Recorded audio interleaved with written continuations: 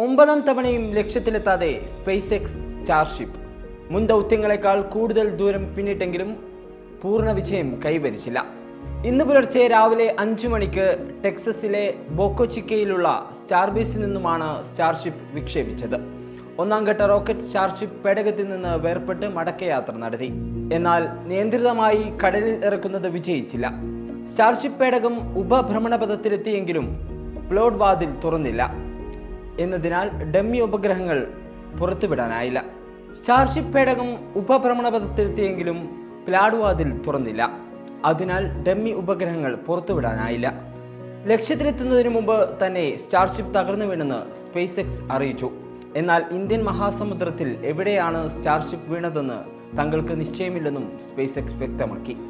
Elon മസ്കിന്റെ ഉടമസ്ഥതയിലുള്ള കമ്പനിയാണ് സ്പേസ് എക്സ്.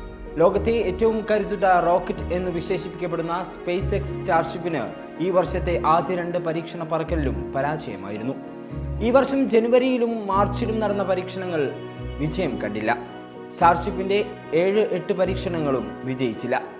മാർച്ച് 6-ന് പറന്നുയർന്നതിന് തൊട്ടുപിന്നാലെ സ്റ്റാർഷിപ്പ് പൊട്ടിത്തെറിച്ചതിന് ശേഷമുള്ള പരീക്ഷണ വിക്ഷേപണമായിരുന്നു ഇന്നത്തേത്. ഉപഗ്രഹങ്ങളും ടെലിസ്കോപ്പുകളും കൂട്ടമായി ബഹിരാകാശത്തെത്തിക്കാനും ചന്ദ്രൻ, ചൊവ്വ തുടങ്ങി ഇടങ്ങളിലും ആളുകളെ എത്തിക്കാനും ശേഷിയുള്ളതാണ് സ്റ്റാർഷിപ്പ്. അതിനാൽ ഭാവിയുടെ വാഹനമായി ഇത് കരുതപ്പെടുന്നു.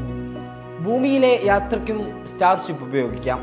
ലോകത്തെവിടെയും 1 മണിക്കൂറിനുള്ളിൽ സഞ്ചരിച്ചെത്താമെന്ന് ഇലോൺ മസ്ക് അവകാശപ്പെട്ടിരുന്നു. നാസ മനുഷ്യനെ ചന്ദ്രനിലെത്തിക്കാൻ പദ്ധതിയിടുന്ന ആർട്ടിമിസ്, ബഹിരാകാശ മാലിന്യം വൃത്തിയാക്കുന്ന ദൗത്യം എന്നിവയിൽ ഈ റോക്കറ്റ് നിർണായകമായേക്കും. കഴിഞ്ഞ ജൂണിൽ നടന്ന 4ാം പരീക്ഷണ പറക്കലിലാണ് സ്റ്റാർഷിപ്പ് ആദ്യമായി വിജയിച്ചത്. ന്യൂസ് ഡെസ്ക്, സുപ്രഭാതം.